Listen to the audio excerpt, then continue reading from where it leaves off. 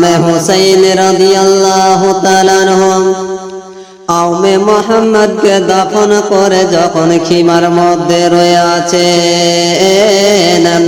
ইমাম হোসেনের এক ভাতিজা আবুল কাসিম এসে বলতেছিল, হুজুর আমাকে আপনি আমাকে ইজাজত দেন, আমিও কারবালার সরজমিনে যাব। ইমামে হুসাইন রাদিয়াল্লাহু তাআলা আনহু বলতেছিল, ভাতিজা ও ভাতিজা তুমি ওই যুদ্ধ করতে যাবে না, ওই কারবালার সরজমিনে তুমি যুদ্ধ করতে যাবে রে ভাতিজা। না রে ভাতিজা, না যে গিয়েছে আর ফিরে আসেনি। ইমাম হোসেন বলতেছিলেন, ভাতিজা আবুল কাসিম তুমি যুদ্ধের ময়দানে যাও না রে বেটা, কেন না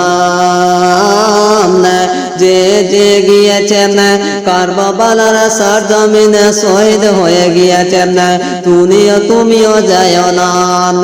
আবুল কাসিম বলতেছিল, চাচা গো আপনি আমাকে ইজাজত দেন চাচা, আমিও কারবালার সরজমিনে যাব না, আবারও আমি যুদ্ধ করে আসিব।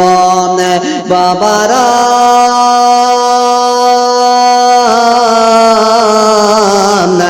ইমাম হোসেনের ভাতিজা আবুল কাসিমকে যেমন ইজাজত দিলে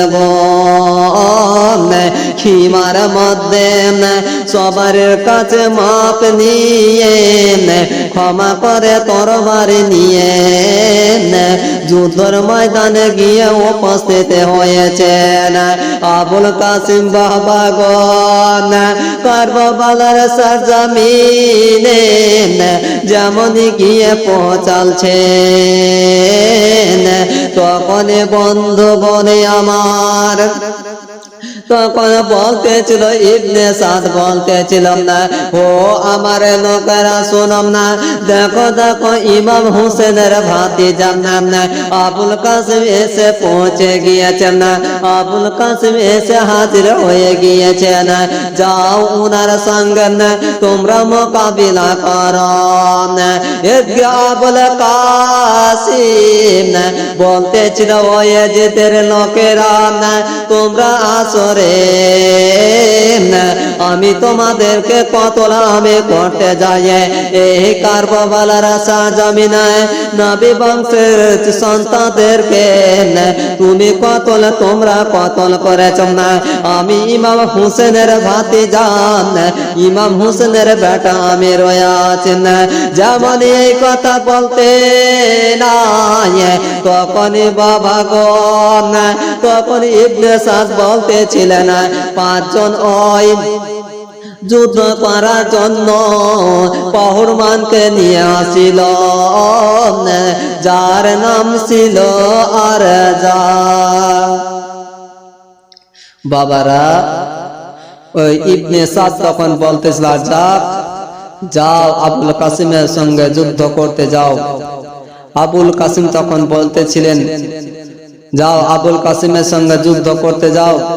আর তখন বলতেছিল ইবনে সাদ, আমি আবুল কাসিমের সঙ্গে কি আমি যুদ্ধ করতে যাব? না না আমি যাব না, আমি একটা তো পাহুড়মান, আমি তো যুদ্ধ করনেওয়ালা, আমার ছোট সন্তান গেলেই কাফি হয়ে যাবে, আমার সন্তান গেলেই কাফি হয়ে যাবে। বাবারা বন্ধুরা যেমনই এই কথা বলেছেন তখন বলবে আর তখন বলতেছিল বেটা ও আমার ছোট বেটা যাওয়া আবুল কাসিমের সঙ্গে তোমরা যুদ্ধ করতে যাওয়া, আবুল কাসিমকে তোমরা কতল করে আসো। ওই আরজাকের সন্তান ছোট সন্তান আবুল কাসিমের কাছে গিয়ে তরবারি নিয়ে দাঁড়িয়ে গিয়েছে। আরজাকের ছোট সন্তান আবুল কাসিমের সামনে গিয়ে দাঁড়িয়ে গিয়েছে। আবুল কাসিম বলতেছিলাম, বলো তুমি এখানে কিসের জন্য এসেছ? আজাকের বেটা বলতেছিল না, বলতেছিল আবুল কাসিম তোমার সঙ্গে আমি যুদ্ধ করতে এসেছি রে, আমি তোমার সঙ্গে যুদ্ধ করব না। আবুল কাসিম বলতেছিলেন আমার গায়ে নবী বংশের রক্ত রয়েছে না, নবীর আমি নবী বংশের সন্তান রে না, আমার সঙ্গে তোমরা মোকাবিলা করতে পারবে না। আজাকের সন্তান তখন বলতেছিল আবুল কাসিম আমি তোমার সঙ্গে যুদ্ধ করতে চাই। বাবারা বন্ধুরা তখন যুদ্ধ হতে আরম্ভ করেছেন বাবারা।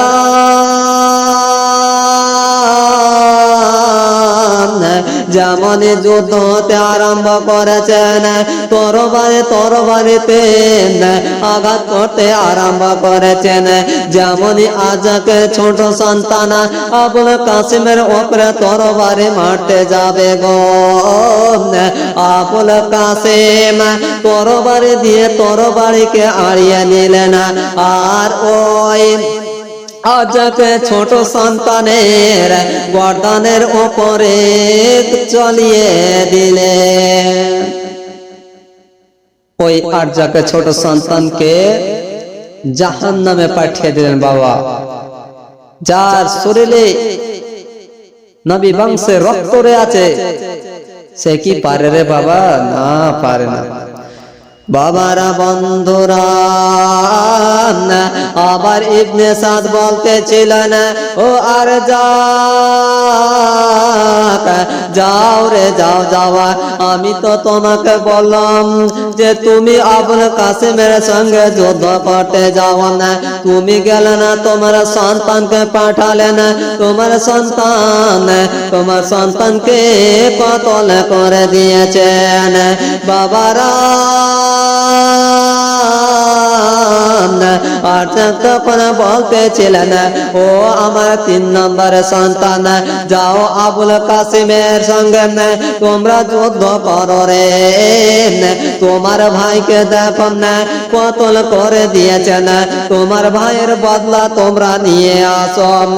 আজাকের কথা যেমনই বাবা গণ আজাকের কথা শুনেছেন ওই আজাকের সন্তান আবুল কাসিমের কাছে দাঁড়িয়ে গিয়েছেন, বলতেছিল ও আবুল কাসিম আমি তোমার সঙ্গে যুদ্ধ করতে এসেছি রে। আবুল কাসিম বলতেছিল বলো না তোমরা এখানে কি করতে এসেছ, না তুমি এখানে কি করতে এসেছ?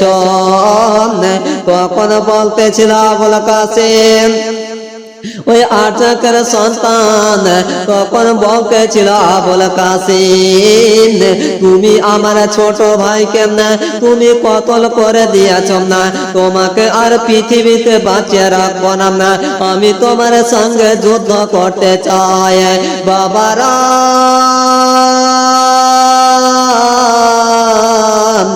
যেমন এই কথা বলেছে রে বাবা না, তখন ওই আবুল কাসিম বলতেছিল দেখো না তোমার ভাই দেখো শুয়ে রে আছেন, তুমিও পারছে শুয়ে যাও।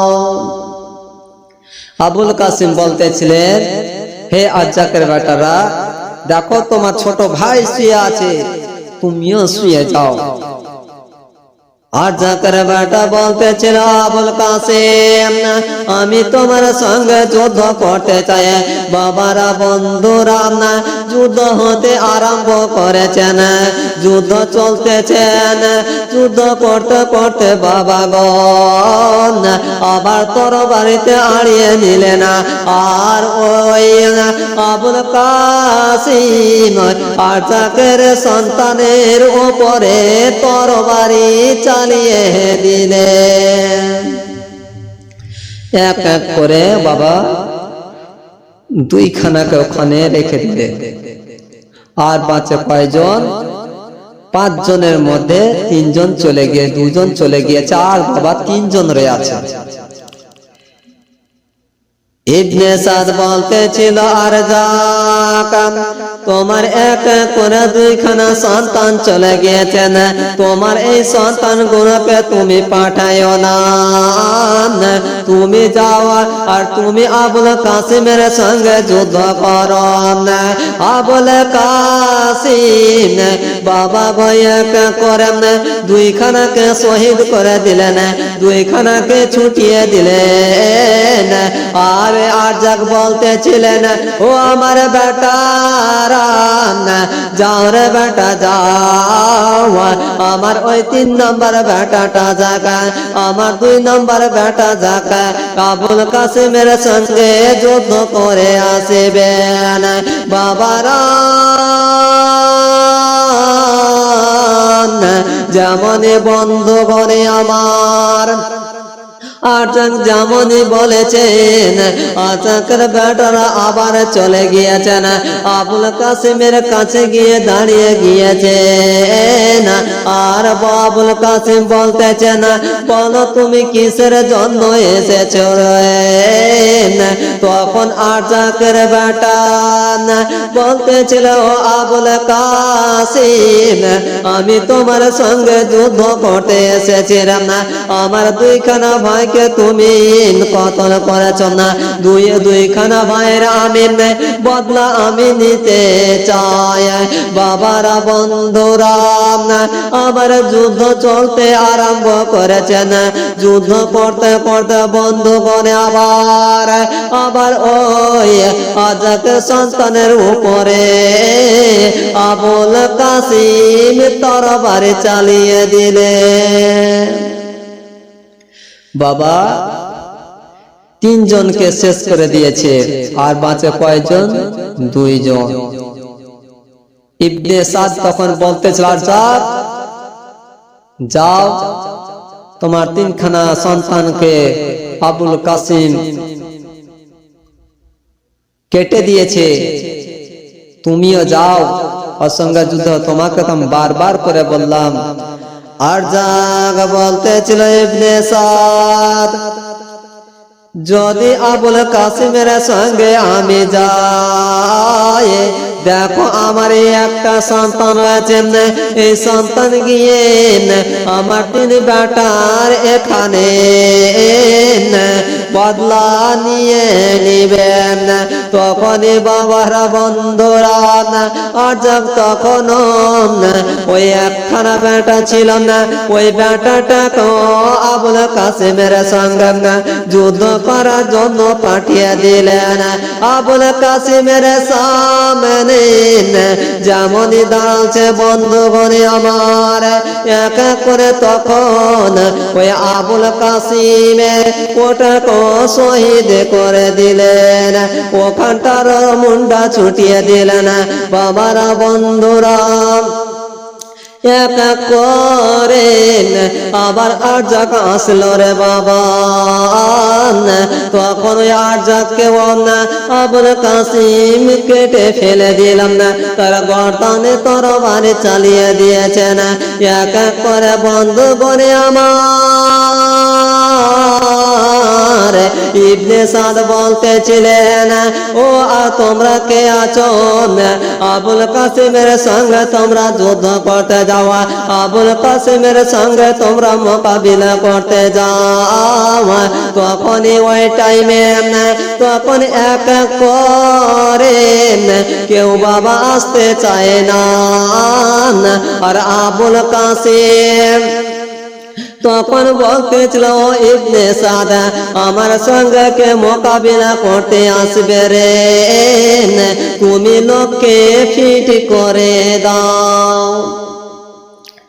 আবুল কাসিম তখন বলতেছিলেন, তোমরা কে আসবে তোমরা একটু পরামর্শ করো, আমি একটু খিমার মধ্যে থেকে আসি, আমার চাচা ইমাম হোসেনের সঙ্গে দেখা সাক্ষাৎ করে আসি।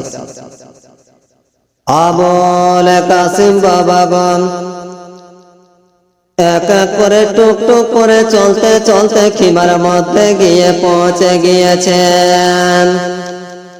ইমাম হুসাইন রাদিয়াল্লাহু তাআলা আনহু বলতেছিল, ভাতিজা তুমি কি যুদ্ধের ময়দান থেকে তুমি কি ভয়ে পালিয়ে এসেছো? আবুল কাসেম বলতেছিল, চাচা গো আমি ভয়ে আমি পালিয়ে আসিনি চাচা, আমি সবাইকে কতল করে এসেছি, আমি এই খিমাতে তোমাদের চেহারা দেখার জন্য আমি এসেছি। খিমার মধ্যে যত লোক আছে তাদের সঙ্গে দেখা সাক্ষাৎ করতে এসেছে। ইমামে হুসাইন রাদিয়াল্লাহু তাআলা বলতেছিল, ভাতিজা